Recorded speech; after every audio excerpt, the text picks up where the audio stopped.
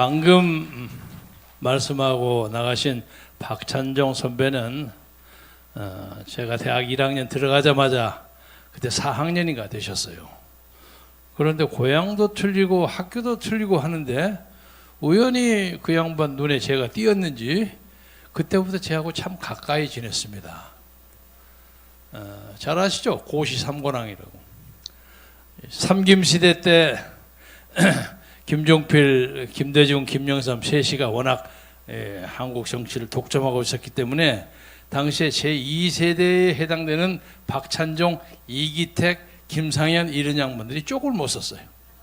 그렇지 않았으면 이미 대통령하고도 남을 양반입니다. 대통령으로서는 가장 소위 최고의 자질을 가지신 분이에요. 1874년에 역사를 좀 하자면 윈스턴 처칠이라는 분이 태어났습니다. 그런데 그 양반이 맨 처음 시작할 때는 노동당을 했습니다. 소위 이렇게 중도 좌파를 했죠. 공산당까지는 아니고. 그래서 노동당 의원을 하다가 영국의 노동조합이 좀 시끄럽고 복잡하고 문제가 많이 있어요. 그래서 그 다음에 40쯤 돼가지고는 자유당으로 옮겼어요. 그런데 중도 우파 정도가 되는 거죠. 그래서 자유당에 와서도 좀 마음에 안 들어요. 그래서 나이 70에 보수당으로 갔습니다. 당을 이렇게 3번 옮겼습니다. 그래서 사람들이 윈스턴 처칠을 두고 젊어서는 전부 좌파 생각 좀 가지고 있다가 조금씩 나이가 먹을수록 보수화된다. 이렇게 얘기를 했는데 그 양반이 나이 70에 보수당에 와서 대영제국의 총리가 돼가지고 히틀러를 이기는 2차 대전을 승리로 이끈 주역입니다. 그래서 70에 당시에 국무총리를 했으면 요새로 따지면 한 80쯤 되는 거 아닙니까? 이 양반이 이제 80 조금 넘었어요. 아직 나이로 따져서는 이 나라 정치의 중핵이 되고도 남을 만한 사람입니다. 특히 이와 관련해서 하나 고마운 소식을 하나 전하자면 이번에 8월 15일 날 우리는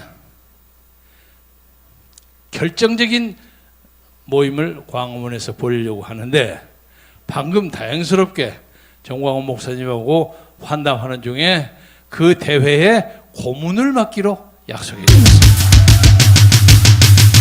그래서 우리가 상당히 힘이 가열됐습니다.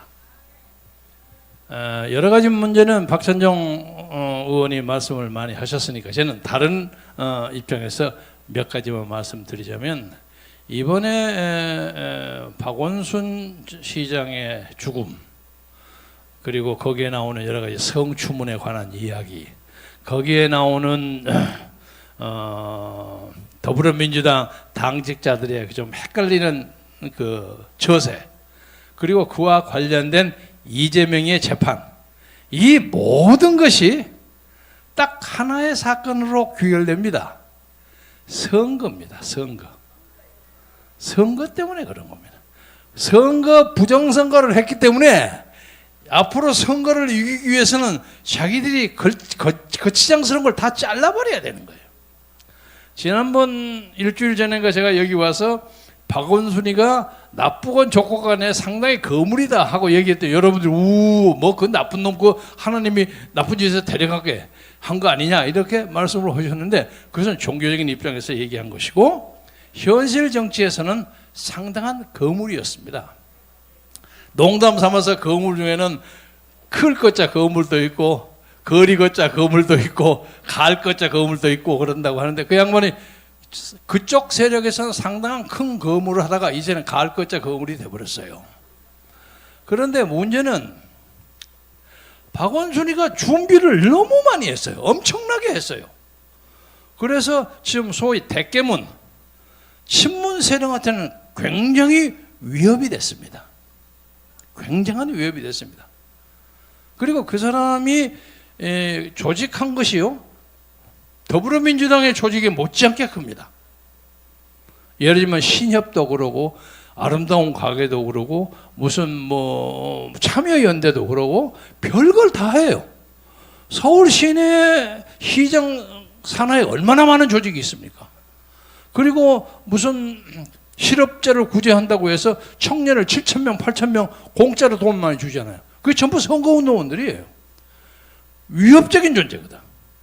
그런데다가 저도 엊그제 가서 그 얘기 했습니다만 저에게도 마스크를 5개를 보냈더라고요. 서울 시내 각 세대에 마스크를 5개씩 보냈습니다. 그래서 어느 날 우리 아파트에 어떤 통장이 와서 문을 탕탕 두드려 여자가 누구세요? 이렇게 통장입니다 그러더라고. 저는 얼굴을 잘 몰라요. 우리 여성 통장이 있다는 건 아는데 문을 열었더니 뭘 썩 내면 이게 뭡니까? 이렇게 박원순 시장님이 주신 선물입니다. 이거 보니까 서울특별시라고 되어 있어요. 이게 뭐예요? 마스크입니다 그러더라고요. 그러니까 이 코로나가 창궐하는 이 숫자 순간에도 박원순은 선거운동하고 있는 거예요. 그러니까 마스크 5개면 대충 7,500원 정도 되면 이것이 300 몇십만의 가구에게 보내니까 거의 400억 가까운 돈이에요. 엄청난 시 예산을 써서 선거운동하는 거예요. 우리는 이놈 선거운동하네 이렇게 생각하지만 저쪽 편에는 야 이거 정말 겁나는구나 이렇게 생각하는 겁니다. 그래서 이 사람이 너무 이악스럽게 이걸 많이 했기 때문에 저기서는 제거해야 한다 하는 그런 느낌을 가지게 하지 않았는가 하는 합리적인 의심을 가지게 합니다. 그래서 우리는 이 사건을 단순한 미투 사건뿐만이 아니라 그 뒤에 반드시 복선이 있습니다. 그래서 박원순과 같이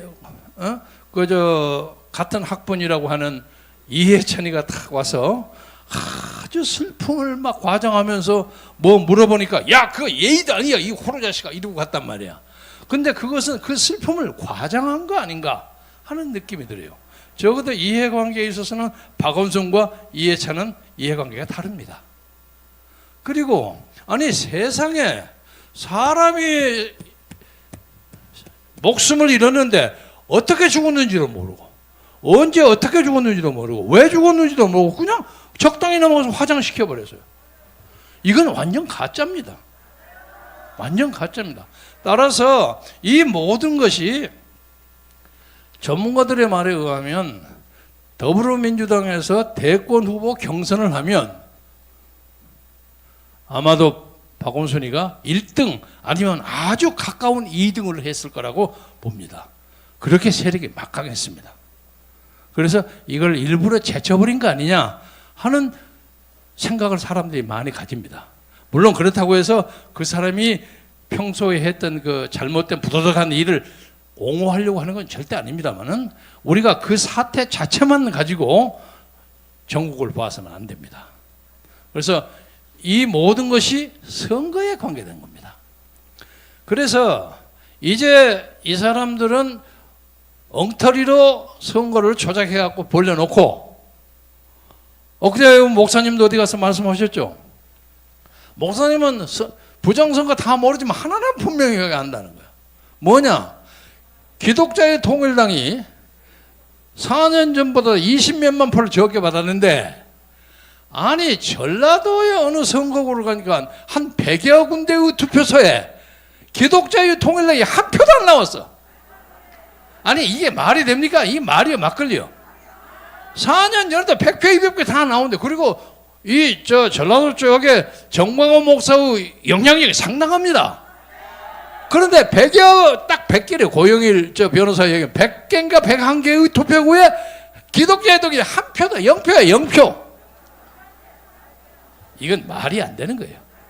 목사님이 그 말씀 하시더라고요. 그래서 이 사람들은 이걸 가지고 지들 맘대로 하려고 하는 겁니다. 그런데 아무도 이것을 제재할 수가 없어요. 딱 하나는 대한민국 교회가 8월 15일 날 광화문과 서울 시내를 가득 채움으로써 문재인을 제재할 수 있습니다. 그래서 제가 말씀드리고 싶어하는 걸 요약하자면 사람은 자기 생애에서 중요한 역사적 사건이 있을 때 그 현장에 있어야 합니다. 그래야 자기 후손들, 손자들에게 그때 뭐 했어?